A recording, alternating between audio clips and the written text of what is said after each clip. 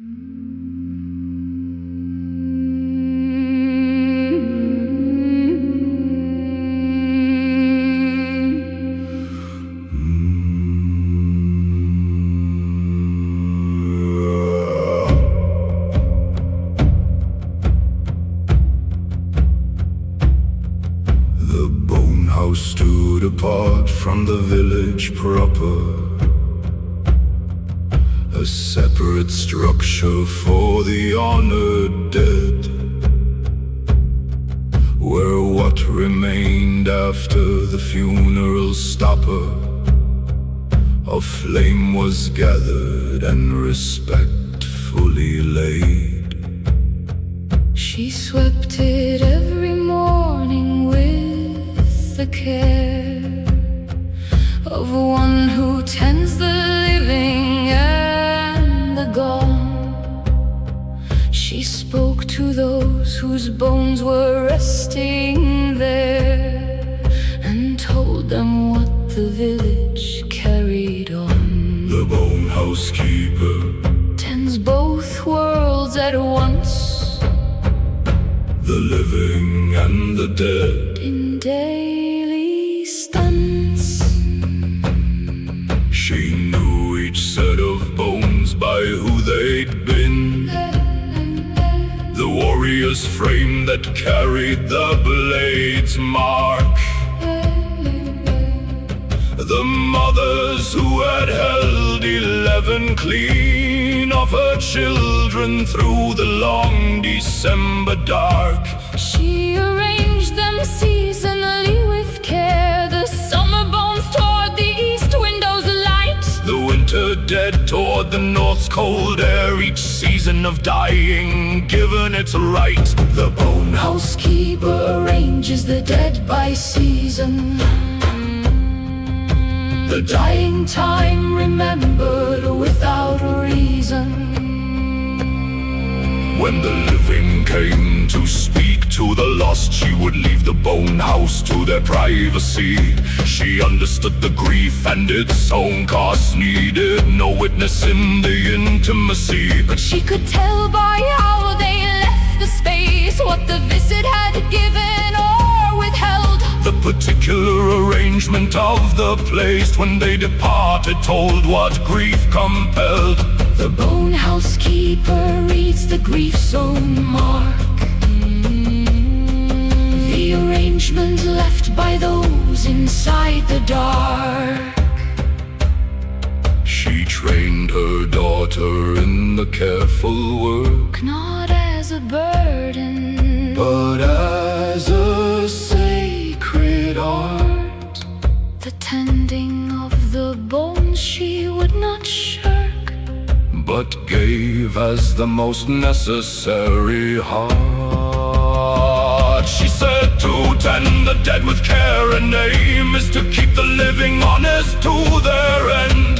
For those who know they will be given the same respect, live with a different kind of bend. the bone housekeeper teaches how to die By showing how the honored dead still lie. Build your bone house in the keeping of the names and stories of the ones now gone.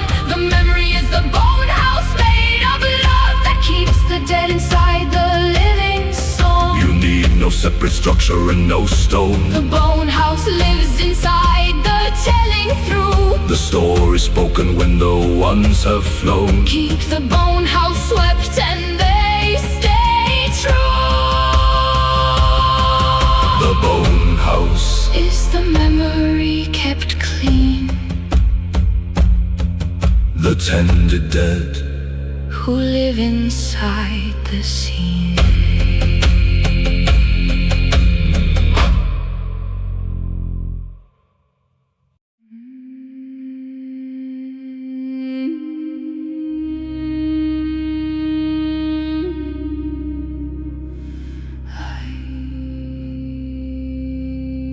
He worked the forge in winter for a reason.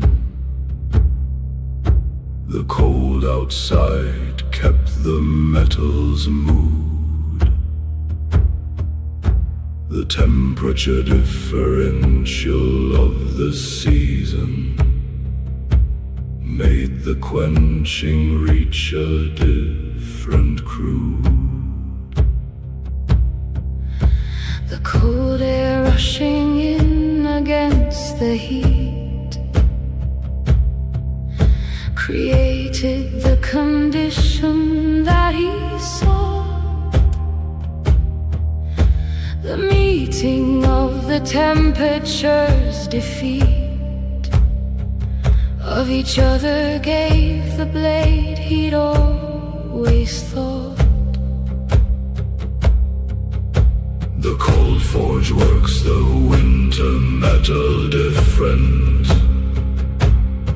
The season's cold makes the quenching indifferent. The other smiths who work through the warmer months produce the competent and adequate. He worked the winter with its particular stunts of cold and heat in their immediate.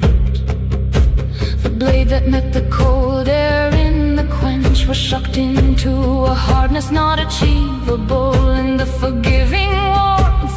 The winter's clench made something in the iron more believable. The cold forge shock gives iron its deepest edge. The winter quench, the secret of the pledge.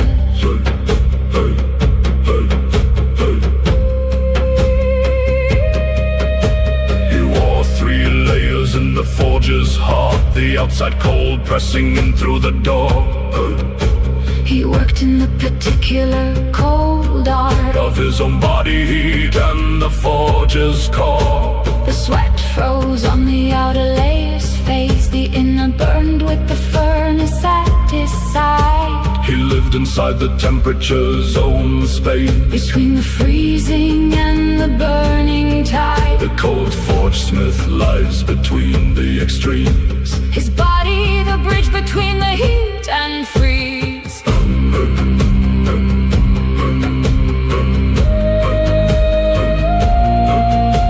His greatest blade was made in the coldest year, when the temperature at the forge door hit the absolute of winter without fear, and the quench was ice cold water in the pit.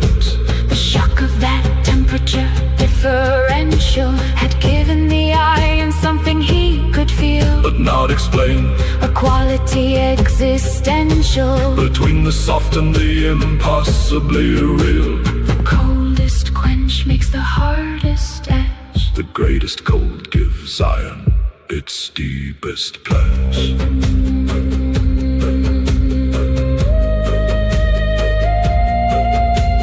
Make your work in the cold seasons, when the comfortable warmth of the easy time has been replaced by the demanding then of what the difficult gives in its prime. The cold forge is not the punishment of those who work when others rest inside. It is the different quality of achievement meant for those who use the cold as their own guide. The cold forge gives what warmth cannot provide. The harder edge that winter keeps inside.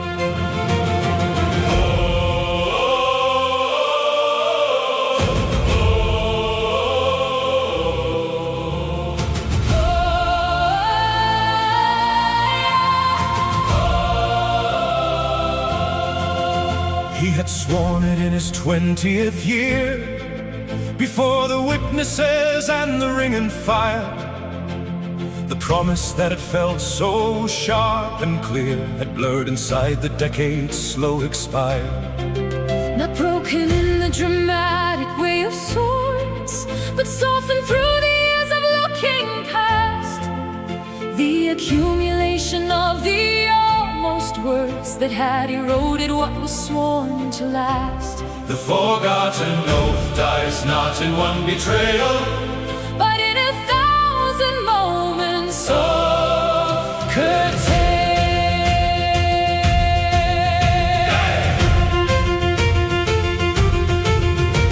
He found it written in the old chest deep, the parchment with his younger hand's own script, the words he put aside too long to keep. The oath his living had somehow skipped. Reading it, he felt the young man's weight, the certainty of what he'd sworn to do, the path that he had chosen at the gate of manhood, all the things that once were true. The forgotten oath found again is a mirror. The young man's face in the old man's clearer.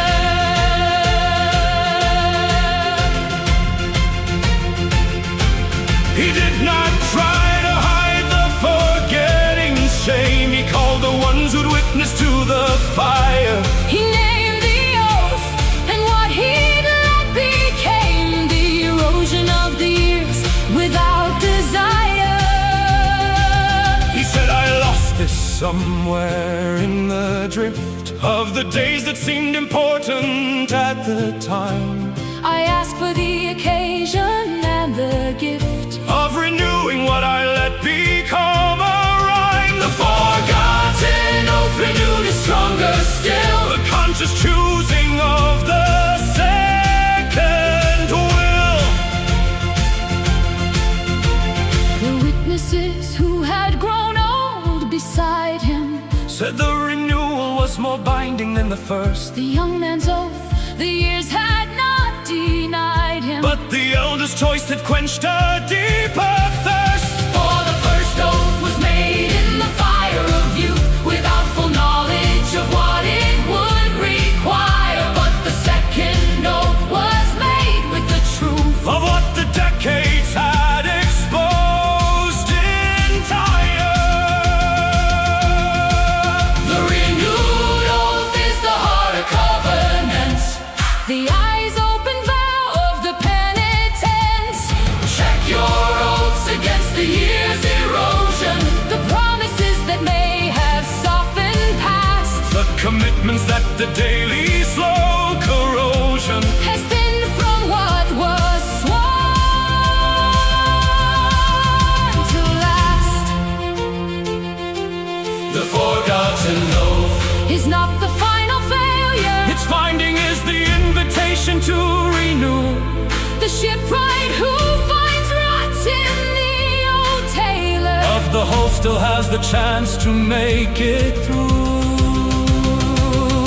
The forgotten oath renewed is the brave truth, the elders' conscious choosing of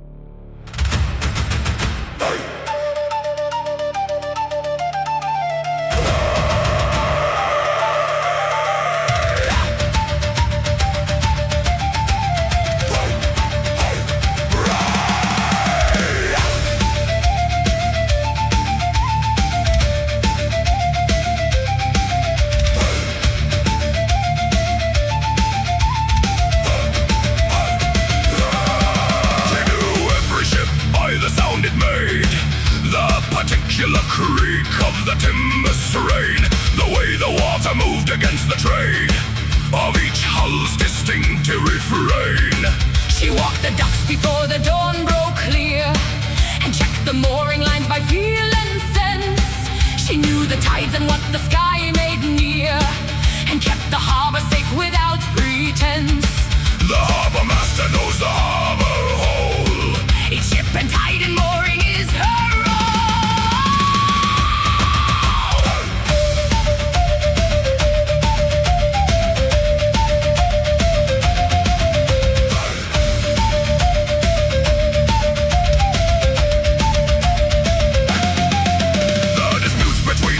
at the dock came to her before they went to the jar. She settled them with the practical lock of harbor law and the common sense snarl. The berth that overlapped the mooring fee, the damaged cargo and the claim repair. She sorted what was fair from what would be, the claim invented from the partial care. The harbor master is the dock's own judge, the practical wisdom that will not budge.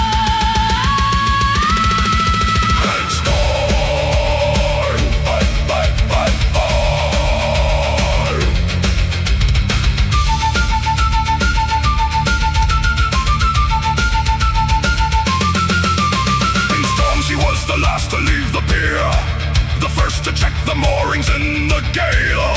She held the harbor master's fearless clear, authority that never turned to pale. She walked into the driving rain before, and held the line that kept the ship from smash. She'd given orders into the storm's own roar, and had them followed in the thunder's flash. The harbor master commands the storm itself. Her voice cuts through the gale from off the shelf.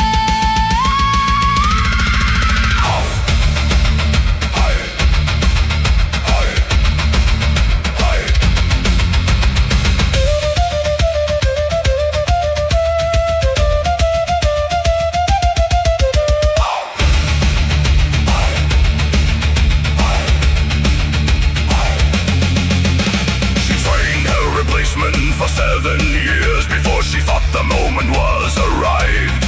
She showed the knowledge and the hidden fears, and how the judgment and the craft survived.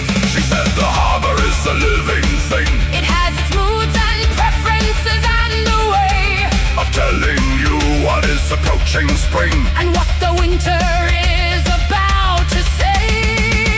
The harbor master learns the harbor's speech, the water's own language within her reach. Be the harbor master of your own domain, the keeper of the moorings and the gate, the one who knows the tides and wind and rain before they come to challenge or create. The harbor master earns her authority, not through appointment or the blood's right claim, but through the daily practical priority of knowing every ship and tide by name. The harbor master's knowledge is the order, the intimate command of every border.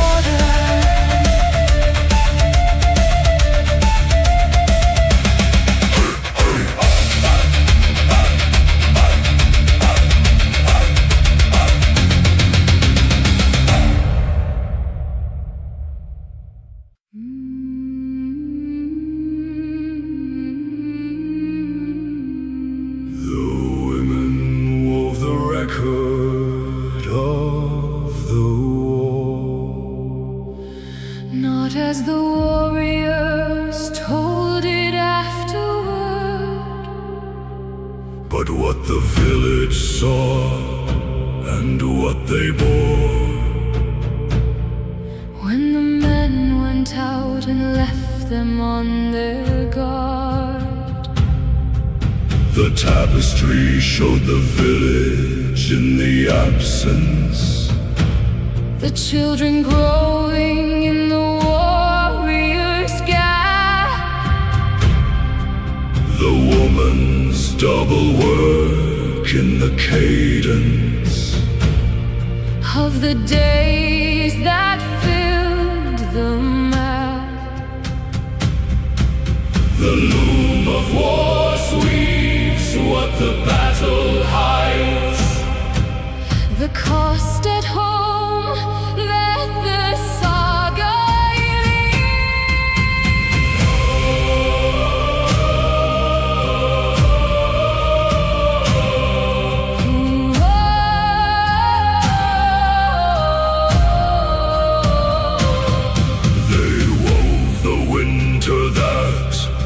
the Jarl was gone. The three women who had died in childbed, The fever that had swept from dusk to dawn, and taken 6 of the village's young dead. these were not in the saga's battle verse, Not in the glory of the warrior's name, but woven here in what was often worse. the home front of the saga's hidden claim. The loom records what the saga will not show. The home that bears the war's full overflow.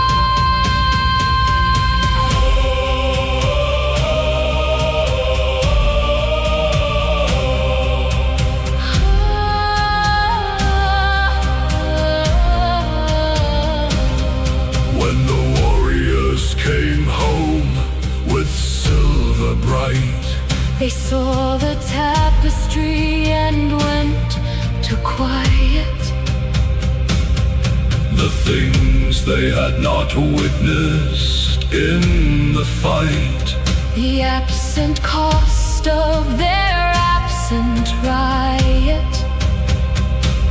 the Jarl who saw his wife's face in the thread, The winter of his absence woven plain, did not make the victory speech, but said, only I see what I cost you in the rain.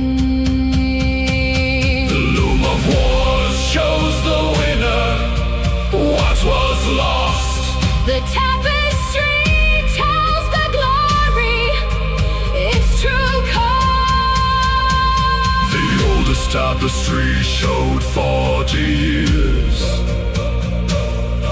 Of the village's experience of raids,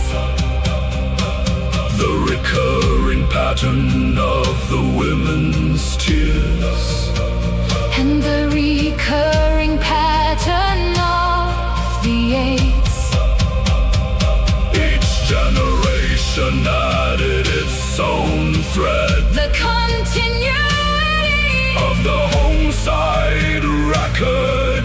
The wives and mothers of the living and dead, Speaking in fiber, what the saga ignored. the loom of wars holds the women's testimony. The other half of every battle's story. Weave your own record of what war has cost. The personnel accounting of the fight, Not the glory version of the won and lost, but the true weight measured in the night. the loom of wars is not to shame the brave, but to complete the story's honest hope. The tapestry that the women say Is the other half of the warrior's soul. the loom of wars completes What saga starts? the full Accounting of both heads and hearts.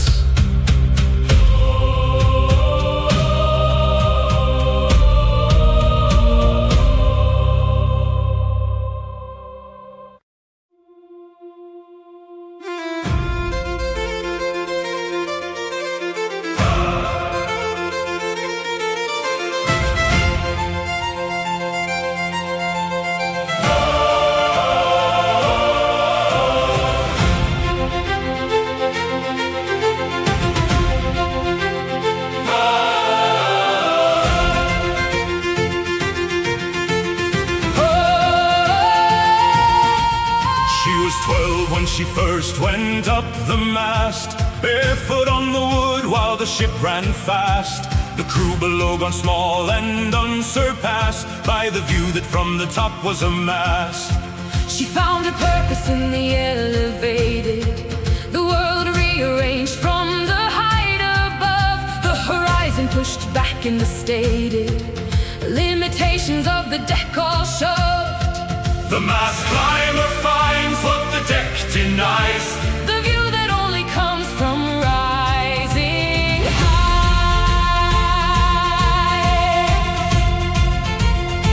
high. She learned to hold the mast through every sea, the heavy weather and the rolling pitch, her legs and arms and every part are free, muscle working in the swaying hitch. The others could not hold the height in storm, Their fear of the long falling made them weak, but she had found inside the swaying norm a balance that the fearless always seek. the mast climber holds the height through the storm. Her fearlessness above becoming her norm.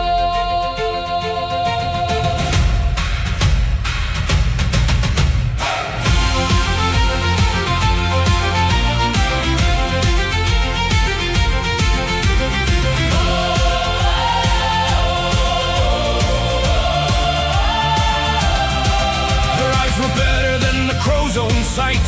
She could distinguish sail from cloud at range, She saw the color shift in the morning light. that told the helmsman of the coming change. The ship became her instrument below. The crew, the body, and herself the eye. She fed down what the distance let her know. And the ship steered by what she'd seen on high. The mast climber is the ship's own forward sight. The elevated eye That reads the light.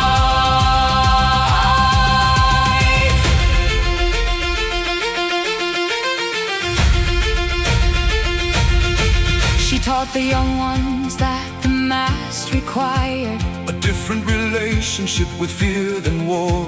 the warrior's charge was over when it fired. But the mast held you above the water's floor. You had to make a home of the high place, Had to love the swaying and the long. exposure to the wind against your face. Had to find the height's own quiet song. The mast climber must love the height she holds, Or fear will shake her loose when the storm unfolds.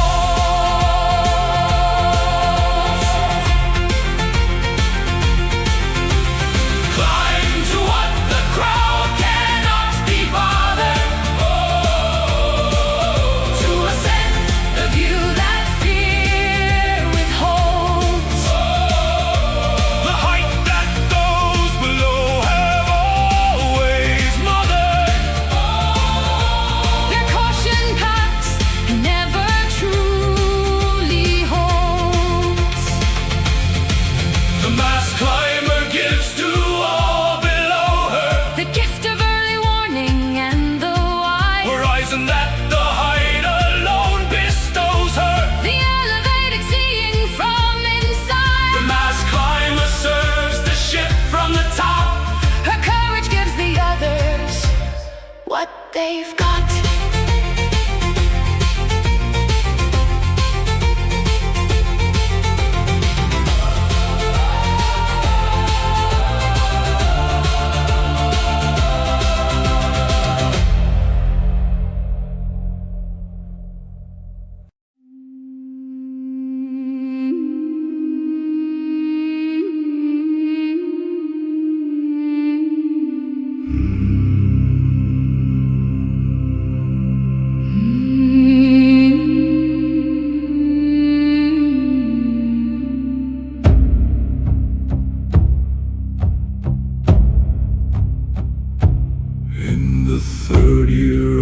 drought she came,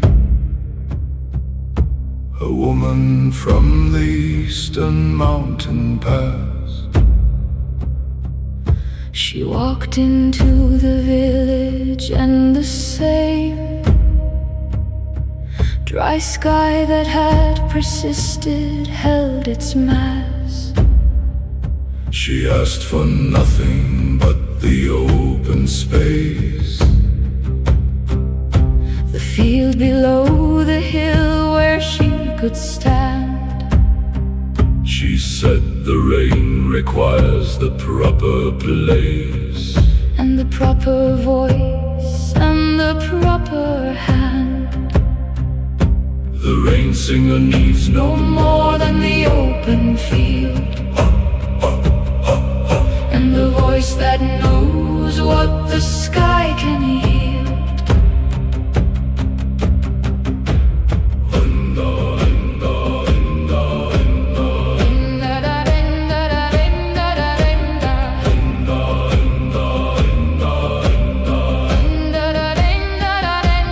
Sang for 3 days and 3 nights entire, the same melodic pattern repeated slow, not loud, not urgent, not the hot desire of desperation, but the steady flow. The village watched from the edges of the field, some skeptical and some too desperate for doubt. She sang regardless and she would not yield. The patience of the water finding out. The rain singer sings patience, not demand.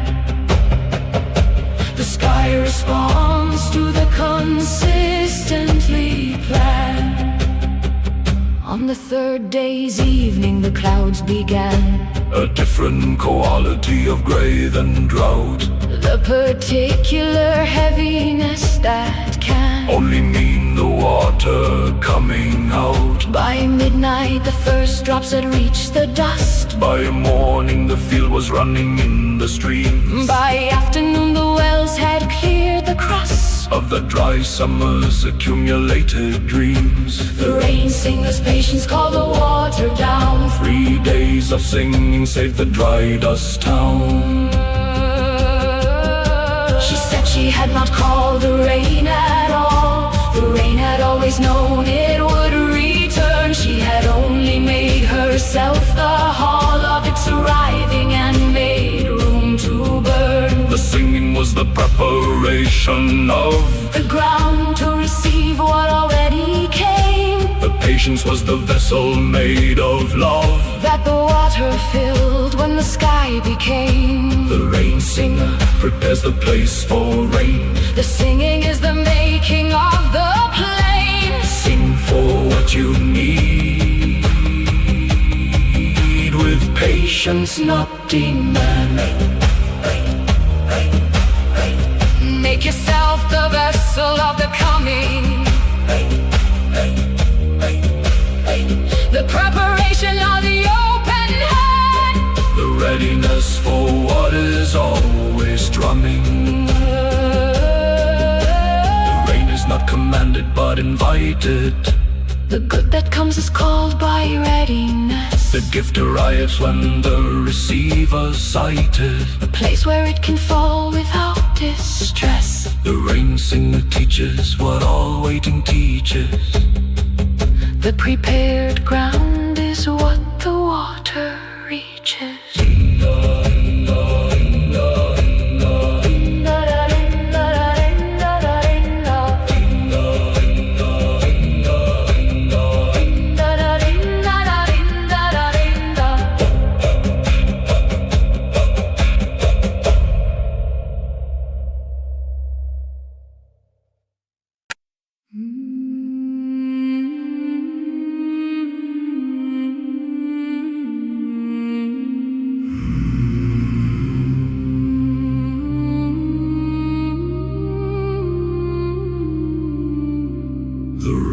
On the stone were old before his birth.